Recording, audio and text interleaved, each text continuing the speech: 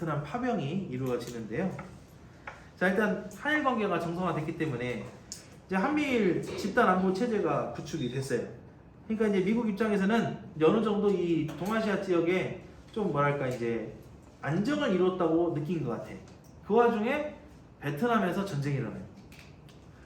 베트남 전쟁을 가만히 보시면 한국 전쟁하고 굉장히 비슷합니다. 베트남 지도를 혹시 여러분 알고 계신지 모르겠지만 베트남 지형이 굉장히 길어요. 남북으로 굉장히 길쭉이 되어 있는데 이 베트남을 17도선, 북위 17도선을 중심으로 해가지고 남북으로 나눕니다. 당시 이제 베트남은 원래가 프랑스 식민지였고요. 45년 2차 대전 끝나고 난 다음에 이 베트남이 프랑스로부터 독립하려고 했는데 프랑스가 그거를 용납하지 않았거든. 그래서 프랑스와 베트남 사이에 전쟁이 벌어져요. 이 전쟁에서 베트남이 승리합니다. 그래서 베트남이 이제 독립을 하는데 이때 이제 소련하고 미군이 또 개입을 해요. 그러면서 북쪽에는 소련이 들어오고 남쪽에는 미군이 들어와요. 그래서 북이 17도선을 중심으로 해가지고 역시 남베트남, 북베트남 이렇게 나뉘어요. 그래서 남북으로 갈려갖고 또 이렇게 한동안 지내다가 이제 전쟁이 벌어진 거예요. 그래서 북베트남과 남베트남의 싸움이 벌어지게 되는데 거기에 이제 미국이 이제 투입을 하게 됩니다. 근데 이제 미국이 처음에는 이 전쟁을 금방 끝낼 수 있을 거라고 생각을 했어요. 베트남이니까. 그런데 베트남에 뭐가 많았냐면 정글, 밀림이 굉장히 많았고 또 북베트남 군인들이 굉장히 치열하게 전투를 벌이고 하다 보니까 미군이 이들을 이기기가 쉽지가 않은 상황이었다는 거예요. 지형적인 측면에서도 그렇고 그 군인들의 뭐랄까 절박함, 이 사기 문제 이런 것도 그렇고 좀 어려웠던 측면이 있었던 것 같아요. 근데 그러다 보니까 미국 입장에서 언제까지 계속 이 베트남 전쟁을 유지하기가 어려우니 한국 군대를 투입하기를 원했던 겁니다. 한국 군인들. 그럼 왜 한국 군인이냐? 최근 공개된 비밀 문서를 보면은 일단 한국 군인이 비용이 좀 적게 들어요. 그러니까 군인들이니까 월급을 줘야지. 월급을 줘야 되는데 미군들한테는 월급을 어떻게 줘야 될까? 미국 사람들이 이제 군인으로 오니까 이 미군들한테는 월급을 어떻게 줘야 돼? 많이 줘야 돼. 근데 한국 군인들은 조금 줘도 되는 거야. 자기들은 조금 줬는데 한국 사람들한테 이 돈이 어떤 돈이냐면 되게 많은 거야. 그 당시 우리나라가 어땠습니까? 못 살았으니까 그 돈을 받아. 그리고 우리나라 정부는 미국한테 이걸 빌미 삼아서 미국한테 더 많은 원조를 받을 수가 있는 거야. 뭐 군대도 보내주지 않냐? 많이 지원 좀 해줘. 이렇게 요구를 하는 거지. 그러니까 서로 간에 이런 이해관계가 맞았기 때문에 우리나라 군대가 이제 파병을 하게 된 건데요. 그러면서 미국이 우리나라한테 약속한 게 있어요. 한국군을 현대화시키고 경제 발전을 위한 기술과 차관을 제공하겠다. 차관이라는 건 결국 돈이잖아. 그래서 브라운 각서라고 하는 이 문서를 통해서 이거를 확인해 볼 수 있습니다. 그래서 브라운 각서 내용은 여러분 학습지 뒷면에 보시면 브라운 각서 내용이 요약돼서 기록이 되어 있습니다. 한번 보세요. 그래서 이런 것들 약속을 받아서 베트남으로 군대를 보냈는데 문제가 뭐냐면 우리나라에 많은 젊은이들이 파병이 돼요. 미국군 다음으로 많은 숫자가 파병이 돼요. 다른 나라보다 훨씬 많은 숫자가. 그래서 이렇게 파병이 돼서 파병뿐만 아니라 여러 가지 이제 건설업체에 관련된 민간인들도 이 전쟁에 많이 참여합니다. 그래서 북군의 전력이 증강되기도 했어요. 미군이 이제 한국군을 이제 현대화 시켜준다고 여러 장비도 주고 그랬으니까. 그리고 건설업체들이 해외로 진출할 수 있게 됐어. 베트남에 전쟁이 일어났으니까 거기서 뭐 건물도 새로 지어야 되고 여러 가지 이제 새로 시설도 만들어야 되니까 이때 한국 건설업체들이 많이 투입이 돼서 돈을 벌었어. 그래서 건설업체가 해외도 진출하고 인력 수출도 활발하게 진행되면서 우리가 이제 경제 성장을 위한 어느 정도 발판을 마련했다 이런 평가도 받아요. 그런데 어떤 문제가 있냐면 수많은 젊은이들이 가가지고 사망을 했다는 거예요. 사망 또는 부상, 전쟁 포로 이런 문제도 발생했다는 거죠. 그런데 이제 더 심각했던 게 고엽제 후유증이에요. 고엽제라고 들어봤어요? 고엽제라는 게 뭐냐면 고자가 말라 죽을 고, 엽은 잎사귀 엽. 그러니까 고엽이란 말은 잎사귀를 어쩐다. 말라 죽인다. 고엽제라는 것은 잎사귀를 말라 죽이는 약이란 뜻이야. 즉 무슨 뭐 제초제. 그러니까 풀을 죽이는 약이야. 이걸 뿌리면 풀들이 죽어. 왜 그럼 풀을 왜 죽여? 그래 베트남에는 정글이 많아. 밀림 같은 정글들이 많잖아. 근데 이 정글 때문에 갑자기 튀어나오는 이 베트공들을 막을 수가 없단 말이지. 그러니까 이 정글을 없애야 되는 거야. 그러니까 막 비행기를 타고 다니면서 고엽제를 막 뿌려. 근데 고엽제의 형태가 뭐냐면 액체예요. 그냥 물 같아. 그러니까 뭣도 모르는 사람들은 하늘에서 물이 떨어져. 근데 베트남 날씨가 어떻지? 덥잖아. 근데 갑자기 하늘에서 물이 떨어지니까 어떻게 했어 애들이? 오 이랬을 거 아니야. 비 온다. 더우니까 막 물도 뿌려주네. 막 이랬을 거 아니야. 근데 그게 다 뭐다? 고엽제라는 다 독성 물질이었던 거야. 근데 그 당시에는 이게 사람한테 피해가 있을 거라 예상을 못했어. 근데 알고 봤더니 이게 사람한테 굉장히 많은 피해가 있는 거지. 이게 유전자의 변형을 일으켜요. 그래서 각종 여러 가지 이제 질병을 만들기도 하고 자식들이 또 이 유전자형을 잘못 받아가지고 피해를 입기도 합니다. 그래서 이때 피해를 입었던 고엽제 후유증 환자들이 엄청 많았어요. 자기도 모르게 그게 있었던 거예요. 자기도 모르게. 그래서 나중에는 미국에서 당시 이제 전쟁에 참여했던 사람들한테 배상금을 지불하는데 그 양이 얼마나 많겠어요, 그지? 매우 적었지만 어쨌든 이겨서 배상금을 지불했다는 것이 중요한 거겠죠. 그리고 한국군에 의해서 베트남 양민 희생도 있었다. 한국군이 마냥 가서 정의롭게만 한 것도 아니고 그냥 내가 살기 위해서 이들을 없애야 되는 그런 상황이 발생하게 된 거예요. 그래서 양민 학살 사건도 있었고 또 그 지역에 머무르면서 베트남 여성들과 한국군 남성들 사이에서 태어난 혼혈인이 태어나요. 그걸 라이다이안이라고 하는데 이제는 이 군인들이 본국으로 돌아가게 생겼잖아. 본국으로 돌아갈 때 이들을 데려가야 되는데 그럴 수 있나? 못 데려가거든? 그러니까 약속을 해. 내가 곧 돌아오겠다 언젠가는. 그리고 가고 오질 않아. 그러면 이 베트남 여인들은 아이를 낳고 있는데 안 와. 남편이. 그러니까 애를 키우고 살아야 돼. 결혼도 못하고. 안 그러냐? 누가 있는 여자랑 결혼하려고 그래. 결혼도 못하고 이렇게 살아. 근데 이 아이의 아빠는 어느 사람? 한국 사람이다 이거요. 그래가지고 이 베트남 사람들한테 굉장히 많은 지탄을 받아. 한국 사람들이 우리한테 한 게 얼마나 잔혹한 짓을 많이 했는데. 그래갖고 이 라이다이안 이 사람들은 베트남에서는 한국인이라고 따돌림 받고 나중에 이 사람들이 한국으로 들어오면 어쩔까? 베트남 사람이라고 또 따돌려지는 거예요. 그런 문제가 지금까지도 있어요. 지금까지도. 이런 문제들이 있다. 자, 이제 다음으로 볼 부분은 이제 우리 267쪽에 있는 이제 삼선개헌 부분을 볼 텐데, 마찬가지. 우리 삼선개헌이라는 말을 처음 듣는 건 아니죠? 네. 언제 들었어? 삼선개헌이라는 말을 들어보긴 했잖아. 네. 이승만이 삼선을 하기 위해서, 그쵸? 네. 헌법을 두 번이나 바꿔가면서 했는데, 두 번째 바꾼 게 이제 4.4.5 입개헌이라고 그래서, 그지? 그래서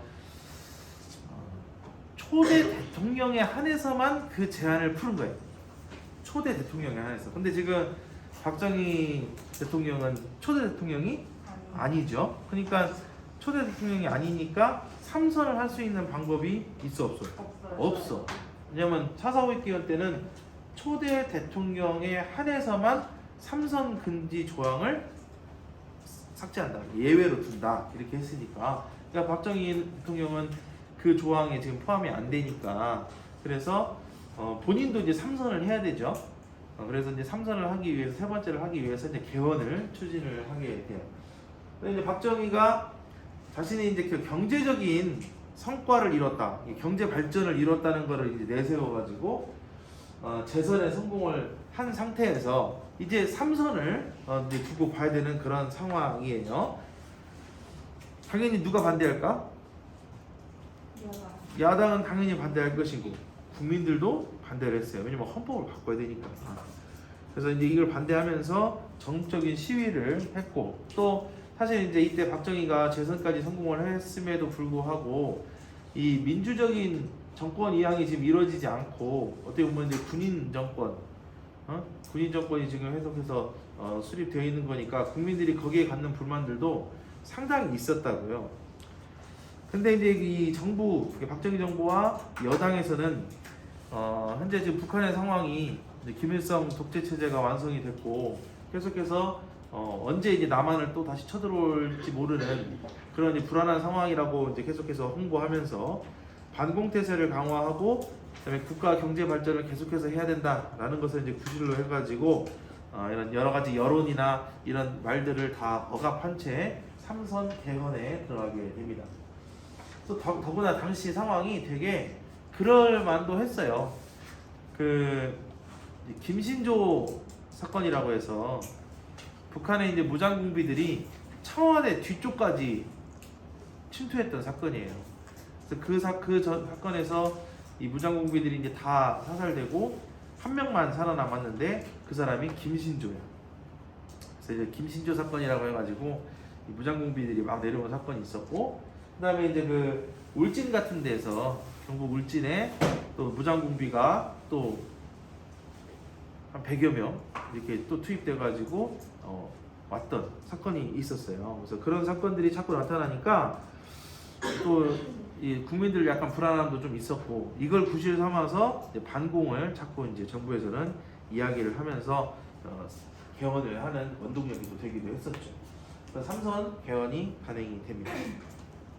지금 우리 교과서 261쪽을 보면은 그 삼선 개헌 반대 시위 해가지고 69년에 있었던 야당 사람들하고 학생들 그리고 재야세학들의 반대 시위를 좀 사진으로 보여드리고 있는데, 이 시위도 사실은 그 이전에 있었던 다른 시위와 못지않게 굉장히 크게 일어났던 시위였음에도 불구하고 강행을 해서 개헌을 하게 됩니다. 자, 7대 대통령 선거가 1971년에 일어나게 됩니다. 혹시 최근에 나왔던 영화인데 혹시 킹메이커라는 영화 본 사람 있어요? 우리 학생들이 보기에는 좀 뭐랄까 어려운 내용이기도 할 텐데, 그 김대중 전 대통령 아시죠? 네. 이제 김대중 전 대통령이 이제 정치를 시작한 지 얼마 안 됐을 때 이제 목포에서 이제 국회의원 선거를 나오거든. 그래서 그 목포 국회의원 선거하고 그 이전에는 이제 강원도 인제 지역에서 있었던 보궐선거에 김대중 씨가 출마해가지고 되거든요. 그러고 이제 목포로 와서 고향이 목포로 와가지고 목포에서 국회의원도 하고, 그러고 이제 대통령 선거까지 나가요. 1971년 이 대통령 선거까지 나가서 대통령 후보로서 박정희 대통령하고 서로 같이 이렇게 경쟁을 해가지고 안타깝게도 이제 그때 떨어져서 대통령 선거에 박정희가 당선되고 떨어졌는데, 근데 그때 이제 그 선거와 관련된 이야기를 담은 영화야. 그래서 그 선거 전략이라든가 이런 것들을 하게 됐던 실제 인물이었던 이제 김대중 전 대통령과 엄창록이라는 사람에 대한 이야기를 담은 영화였어요. 그런데 그러다가 이 1971년 선거에서 박정희가 당선될 수 있었던 가장 큰 원인은 뭐였냐면, 이때 처음으로 이제 지역 감정이라는 게 등장하기 시작해요. 그전에는 그런 지역 감정이라는 게 없었어. 지역 감정이라는 게 없었다가 박정희 대통령의 고향이 경북 구미예요. 대구 일대. 그리고 김대중 대통령의 고향은 전남 신안, 목포 이쪽이 이제 고향이고, 그러니까 이 둘을 교묘 이용해가지고 영남과 호남 간의 갈등으로 이렇게 미화시킨 거지. 그래서 그때 당시 1971년 당시에 그 대구 경북 지역에 뭐 어떤 플래카드가 붙었냐면, 전라도인들이여 뭐 뭉쳐라 해가지고 김대중 후보를 찍어서 당선시키자 뭐 이런 얘기 나오고 뭐 그랬어. 그걸 본 영남 사람들이 무슨 생각했을까? 전라도 애들이 전라도 출신 김대중이 당선되면 영남은 망하겠구나 이런 생각이 들겠지. 그런 플래카드 보고 나면. 그러니까 이제 영남 사람들이 이렇게 반대로 이렇게 집결하는 현상이 벌어지게 되는 거예요. 그러니까 이런 식으로 이제 흑색 선전이 계속해서 마타도어라고 하는 이 흑색 선전이 계속 이런 지역 내에서 일어나면서 지역 감정이 이제 생기게 되고, 영남과 호남 간의 지역 감정이 이제 격화됐는데, 뭐 이런 얘기 들었다고 영남 지방이 인구가 좀 더 많다, 호남지방보다. 그러니까 당연히 당선이 되면 누가 될 것이다. 뭐 이런 게 이제 나오는 상황이었단 말이지. 그래서 어쨌든 이런 지역감정이 그때 처음으로 등장하기 시작해가지고 지금까지 50년 넘게 지역감정이 이어지고 있죠.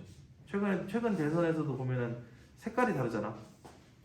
나라가 동서로 갈려가지고 색깔이 다르게 나타나잖아. 그죠?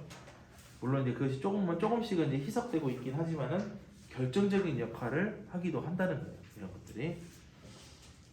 어쨌든 이때 1971년 선거에서 박정희가 3선에 성공하고 반공 독재 체제를 강화해 갔습니다. 이렇게 해서 261쪽까지 이제 봤어요. 이제 그 261쪽 교과서 밑에 보시면 동백림 간첩단 사건이라고 해가지고 있는데, 동백림이라는 말은 동베를린을 얘기합니다. 동베를린. 그러니까 당시 이제 그 독일의 수도였던 베를린도 둘로 갈려요. 원래 이제 독일이 2차 세계대전 이후에 독일이 이렇게 있다가 독일을 이제 동서로 나누거든요. 그래서 동독일, 서독일 이렇게 나눠요.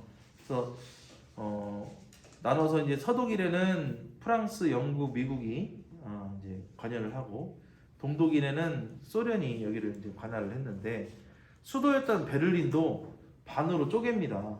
그래서 동베를린, 서베를린 이렇게 나눠요. 그래서 서베를린은 역시 영국, 프랑스, 미국이 관리를 하고, 동베를린은 소련이 관리를 했는데 위치가 되게 독특해요.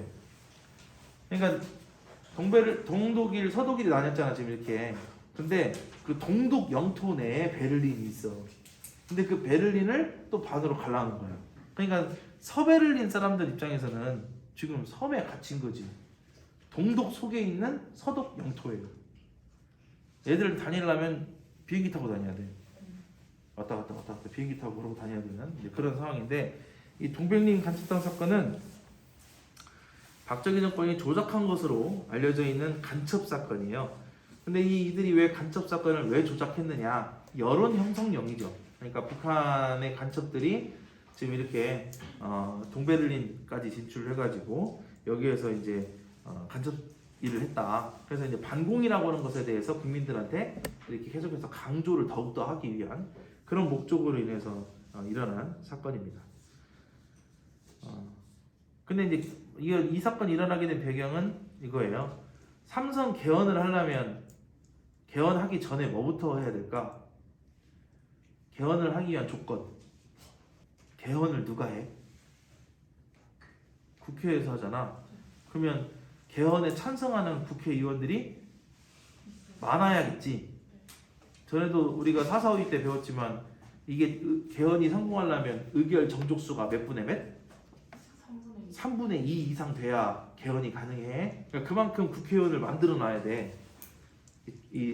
저기 입장에서는. 그러니까 만들어 놔야 되니까 국회의원 선거부터 어떻게 해야겠어? 이제 부정선거를 해야죠. 그래서 어떻게든 뽑아놔야 될 거 아니야. 그래서 이제 부정선거가 벌어지니까 거기에 따라서 이제 여론도 비판적으로 나타나게 되는데, 이것을 이제 시선을 다른 곳으로 돌리기 위해서 중앙정보부에서 조작한 간첩 사건입니다. 그래서 결국 2006년에 있었던 진실 화해를 위한 과거사 정리위원회에서 이 사건은 정치적인 의도를 가지고 확대 과장되었던 사건이라는 것을 이제 밝히면서 불법 연행 그리고 가혹행위에 대한 정부의 사과를 권고하기도 했었어요. 그러니까 조작된 사건이란 얘기예요. 그러니까 이 사건은 원래 없는 건데 너무 과장되어서 조작돼서 날조된 이런 일이었다. 그러니까 정권이 자신들의 권력을 연장하기 위해서 벌였던 사건, 그 과정에서 민간인이 피해를 입었던 사건이라고 볼 수 있어요. 자, 이렇게 해서 261쪽까지 해서 온 7차 시는 마무리를 하고 8차 시로 넘어가요.